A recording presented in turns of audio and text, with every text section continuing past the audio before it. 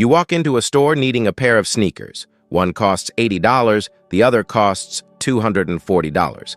Both seem to do exactly the same thing: protect your feet and last long enough that you won't have to think about buying another pair anytime soon. The choice seems obvious. You grab the $80 pair. 3 months later, the sole starts coming apart. Not long after that, the stitching opens up. You buy another pair. A few more months go by and it happens again. Meanwhile, that $240 pair that seemed way too expensive might still be going strong. And now you have a strange situation. You chose the cheaper option every single time, but somehow ended up spending more money. How is that possible? If saving money means paying less, then buying cheap should protect your wallet. In theory, the lower the price, the bigger the savings. But the price you see on the tag is only one part of the story. And that difference explains why some purchases that seem like the most economical choices can quietly leave you poorer. Imagine 2 coffee makers. The first costs $40. The second costs $120. If you look only at the moment of purchase, there's no contest. The first one is 3 times cheaper. But now add something that doesn't appear on the price tag: time. If the cheaper coffee maker lasts 1 year and the other lasts 5, the comparison changes completely. You're no longer comparing $40 versus $120. You're comparing how many times you'll have to pay $40 during the same period the other machine keeps working. That's the first important point. The purchase price and the real cost are not necessarily the same thing. There's a concept used in financial decisions called total cost of ownership. The name sounds complicated, but it means something very simple: how much something actually costs you during the entire time you own and use it. The initial price is part of that calculation, but so are maintenance, parts, energy, accessories, repairs, and most importantly, replacements. A cheap product can stay cheap after you buy it, or it can start charging you small, invisible installments. That's where the comparison gets interesting. Think about a cheap printer. You see one at a surprisingly low price and take it home. But the printer doesn't work by itself. It needs ink. And the cartridges that work with that model might be expensive. In that case, the machine was cheap. The system around it might not be. Something similar happens with a lot of products. A cheap razor may need to be replaced more often. A very cheap pan may warp and get thrown away sooner. A fragile tool can break in the middle of a job and force you to buy another one. A cheap charger that stops working doesn't just cost you the price of a replacement charger. It can also cost you the time it takes to search for another one, place another order, and wait all over again. None of this means every cheap product is bad. That distinction matters. A product can be cheap because it's simple, because there's a lot of competition, because it's on sale, or because you simply don't need a more sophisticated version. Buying cheap can be an excellent decision. The problem starts when we use a low price as proof that we're saving money, because a low price answers only one question: how much am I paying right now? Real savings require a different question. How much is this going to cost me by the time I'm done using it? But that's only the first layer. There's another problem: frequency. Imagine buying a very cheap office chair. At first, it feels like a win. You saved hundreds compared with better models. Then, after some time, one of the wheels breaks. You improvise. Later, the backrest starts getting loose. You keep using it, until eventually you buy another cheap chair. Each individual purchase feels small. And that's exactly why it's easy to ignore the total. It's like a bucket with a tiny hole in it.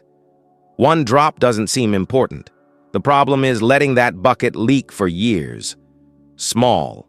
Repeated purchases can feel less painful than one large purchase, even when the final result is worse. That happens because our brains experience each payment separately. $100 today feels more intimidating than $20 here, another $20 later, and another $20 a few months from now. But your bank account doesn't have emotional memory. It just adds everything up. And that creates an interesting effect. The cheaper option can feel economical because it hides the cost inside several small purchases. The more expensive option shows you almost the entire cost at once. One scares you. The other slips by unnoticed. Now think about something even more ordinary. Bags, containers, small tools, kitchen utensils, cables, headphones, umbrellas. When something is very cheap, there's also a practical tendency to treat it as replaceable. It broke? Buy another one. You lost it? Buy another one. You didn't like it that much? Buy a different model. A low price reduces the weight of the decision. And here we reach a third layer. Cheap prices don't just change what we buy, they can change how many times we buy. A $10 t-shirt feels almost harmless, so you buy 3. Then you find another sale. You buy 2 more. No individual purchase seems important, but a few months later, your closet is full of things you barely wear. That didn't happen because one t-shirt was expensive. It happened precisely because each one seemed too cheap to require much thought. That's one reason some stores love prices that feel small. You don't have to think, I'm going to spend a lot of money today. You only have to think several times, oh, that's almost nothing. But enough almost nothings can add up to a very real number. There's still another difference that often goes unnoticed. Sometimes a cheap product doesn't have to break in order to cost you more. It just has to work worse. Imagine 2 light bulbs, 2 devices, 2 appliances, or 2 cars. One might be cheaper to buy, but consume more resources while you use it. In that case, the extra cost doesn't show up when you walk out of the store. It arrives later, little by little, on your electric bill, at the gas pump, in maintenance, in accessories. That's one reason comparing products only by the number on the price tag can be misleading. It's like choosing a hotel based only on the room rate while ignoring all the fees that appear afterward. The first number gets your attention. The rest do their work quietly. And there's one more hidden cost that we rarely put into the calculator: time. Imagine buying a cheap product online. It arrives and it doesn't work properly. You test it, you look for the manual, you restart it, you watch a tutorial, you contact the store, you pack it back up, you take it back for a return, you wait for the refund, you buy another one. Maybe you get all your money back. Financially, it looks like nothing happened, but several hours of your life disappeared. That doesn't mean we should put an exact dollar value on every minute of the day, but it does show why I got my money back doesn't always mean I lost nothing. Sometimes you pay with money. Sometimes you pay with time, frustration, and extra work. And this is where the biggest trap in the title appears. Buying cheap and saving money are not the same thing. Saving money means getting what you need while using fewer resources overall. Buying cheap simply means paying less at that particular moment. Sometimes those two things are the same.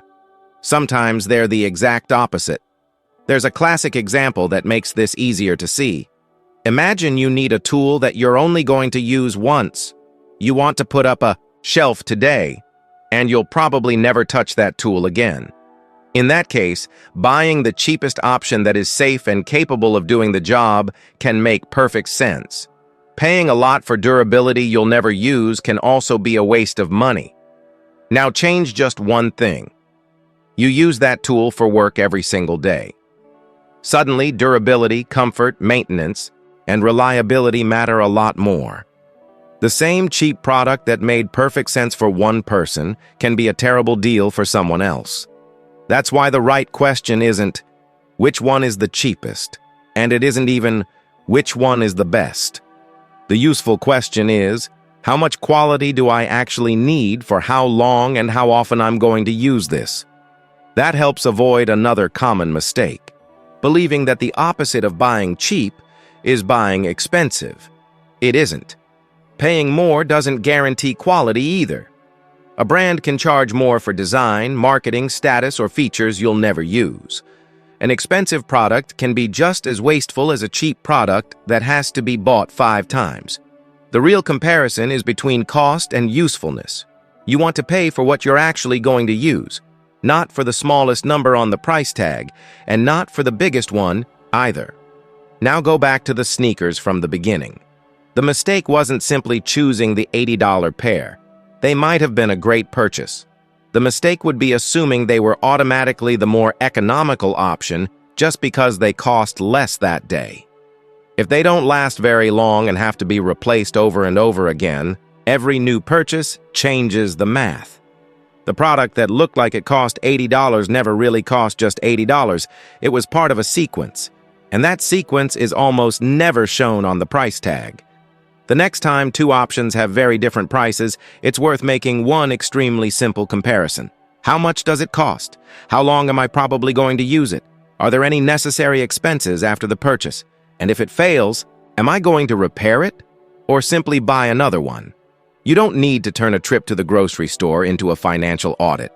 But for things you use frequently, that small pause can completely change what cheap really means. Because in the end, buying cheap can leave you poorer when today's lower price creates more purchases, more replacements, or more expenses tomorrow. Cheap doesn't become expensive simply because it's cheap. It becomes expensive when you have to pay for it again. If this kind of explanation makes you look at everyday decisions differently, subscribe to the channel and leave a like. Because the most dangerous price isn't always the highest one. Sometimes it's the one you have to pay twice.